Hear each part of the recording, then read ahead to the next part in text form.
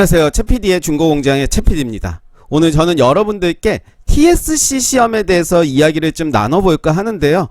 아마도 예전 영상에 TSC에 대해서 올린 영상이 있긴 합니다. 각 파트별로 우리가 어떻게 준비를 해야 되는지에 대해서 이야기를 한 영상이 있고요. 오늘은 전체적으로 TSC 어떻게 준비를 하고 어떤 전략으로 해야 되는지에 대해서 간략하게 설명드리는 시간 갖도록 하겠습니다.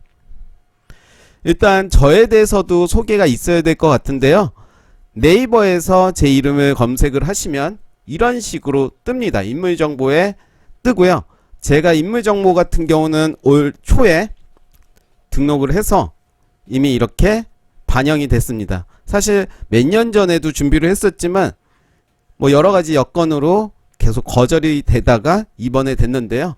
들어가서 보시면 저에 대해서도 알 수 있고 블로그나 유튜브 확인할 수 있고 그 밑으로 보시면 제가 집필한 책들에 대해서도 확인할 수 있겠습니다.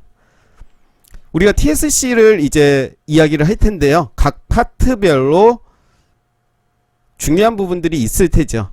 1파트에서 7파트까지 구성이 되어 있고요. 이런 부분들은 여러분들 잘 아시는 부분들이라서 간략하게 설명드리고 넘어가도록 하겠습니다. 1파트는 자기소개예요. 평가 기준에 들어간다고 하진 않지만 이런 부분들을 제대로 해야지 또 뒷부분에서도 잘할 수 있지 않을까 생각이 들고요. 2파트 그림을 보고 답하는 문제가 되겠고요. 총 4문제가 나옵니다. 3파트 그림이 제시되어 있지만 그림에 딱히 도움이 되지 않는 대화문의 형식인데요.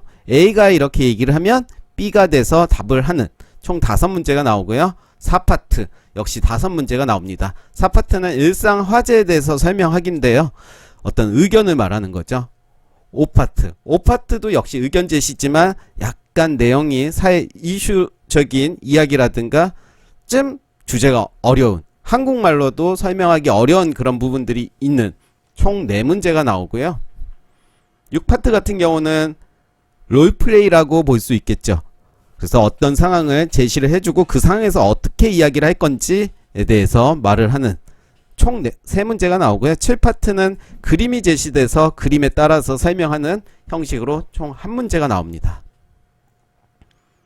그럼 우리가 이 시험은 어떻게 평가하는지도 중요할 텐데 평가 영역에 3단계에 걸쳐 채점을 한다고 하는데 예전 영상에서도 올렸지만 이 평가 기준이 약간은 객관적이지 않다라는 생각도 들어서 좀 애매하죠. 수치화를 시켜서 점수를 냈지만 그 수치화를 객관화한 지표는 저는 아니라고 생각이 드는데 일단은 평가 영역 4가지는 유창성, 문법, 어휘, 발음 그래서 요 부분들 좀 보시면 될 것 같고요. 요 내용들은 TSC 평가 사무국의 홈페이지에 들어가시면 보실 수가 있어서 한번 확인해 보시면 될 것 같습니다. 그래서 말하기 시험에서 가장 중요한 거는 어찌됐든 유창성과 발음 아니겠어요? 이 부분들이 된 다음에 문법이라든가 어휘가 따라오겠죠. 그래서 저는 제일 중요한 부분이 발음, 유창성 부분이라고 생각됩니다. 그런 후에 문법이라든가 어휘가 돼야지 된다는 거죠. 물론 어휘라든가 기본적인 문법들이 기본이 돼야지 또 발음이라든가 유창성이 되는 역시 유기적으로 연결되는 그렇지만 말하기 시험에서 가장 중요한 것은 발음, 유창성 아닐까 생각이 됩니다. 역시 사람이 채점을 하고 그 목소리로 평가를 하기 때문에 느낌 중국인이 말하는 것 같은 느낌 외워서 하는 것 같은 느낌이 아니라고 했을 때 더 좋은 점수를 받을 수가 있겠죠. 각 파트별로 간단하게 설명을 드리면 아까도 간단하게 설명을 좀 드렸어요. 1파트는 자기소개 4문제가 나오죠. 이름이 어떻게 됐고 생년 연월일 그리고 가족 구성원 그리고 어디에서 일하는지 어느 학교 다니는지 이런 부분들이 나온다는 거죠.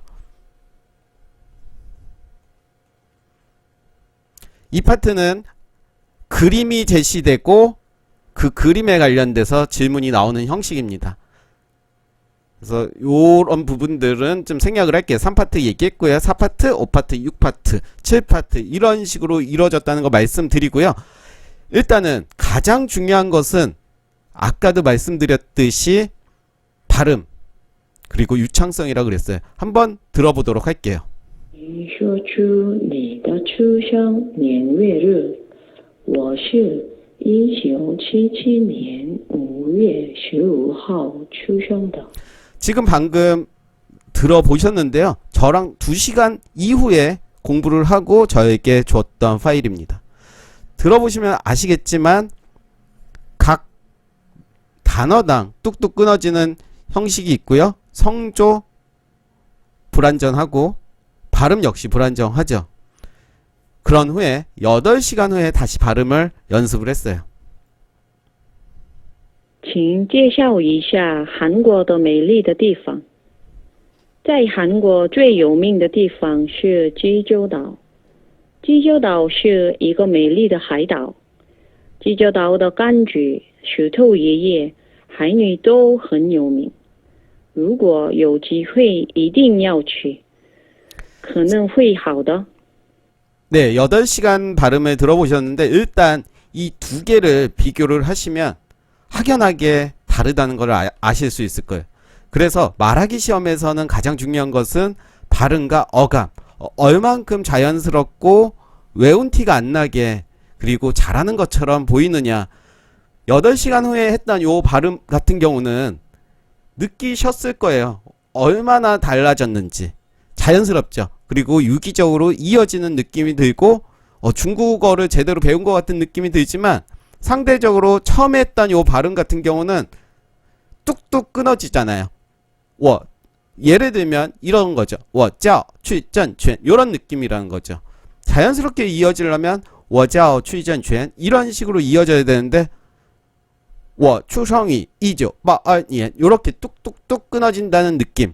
그래서 이거를 비교를 하시면 얼만큼 발음이 중요하고 듣는 사람으로 하여금 얼만큼 자연스럽게 하느냐가 중요하다는 것을 보여주는 가장 단적인 예가 되겠죠. 그래서 우리가 TSC를 준비할 때 가장 중요한 게 뭐냐? 학습 기간에 따라서 전략이 짜여져야 된다는 거죠. 사람마다 어떤 학습량이 있고 그런데 같은 기준을 가지고 수업을 한다는 것은 좀 맞지가 않죠. 그 학습자의 기간과 수준과 능력에 따라서 맞춰서 수업을 하는 것이 가장 중요하고요. 가장 또 중요한 것은 앞에서도 강조했던 발음, 자연스러운 어감, 그리고 순발력이 되겠죠. 순발력이 되려면 여러 가지 문제들을 많이 리스트업을 해서 반복적으로 연습을 하고 어떤 질문이 나오더라도 일정한 답안이 나올 수 있는 그런 연습이 되어야 된다는 거죠. 그리고 어떤 일정한 틀을 잡아놓고 거기에 가지를 치는 연습을 하신다면 아마도 좋은 점수를 받지 않을까라는 생각이 들고요. 대부분 삼성 임직원들을 기준으로 말씀드리면 3급, 4급을 획득하려고 하시는 분들이 가장 많을 거예요. 뭐 그 외에도 6급이라든가 8급을 원하시는 분들도 있지만 제가 지금 말씀드린 부분은 3급이나 4급 혹은 5급까지 이런 목표를 가지고 하시는 분들에 맞춰서 말씀을 드린 거라는 거 기억을 좀 하셨으면 좋겠고요. 그래서 우리가 말하기 시험에서는 가장 중요한 거는 패턴화를 어떤 식으로 만드느냐 그리고 어떤 전략으로 준비를 하느냐가 중요할 것 같고 그리고 발음 연습을 어떻게 교정을 하는지가 매우 관건이라고 볼 수 있겠죠. 각 단어들을 교정을 한다는 것이 아니라 전체적인 문장을 발음을 자연스럽게 고치는 연습을 해야 된다는 거죠. 앞에서도 설명드렸던 그 학습자의 2시간과 8시간을 비교했을 텐데요. 그런 부분들을 염두에 두시고 공부를 하신다면 좋은 점수를 받지 않을까 감히 생각을 해봅니다. 혹시 수업에 관심이 있으신 분들은요. 앞에 소개드렸던 여기에서 여기 연락처 연락을 주시면요. 유선으로 상담 가능하고 혹은 네이버에서 이렇게 검색을 하시면 연락처 다 나와 있습니다. 그래서 이 부분 보셔서 문의하시면 될 것 같습니다. 네, 이상 제가 준비한 내용은 여기까지고요. 이상 최PD였습니다.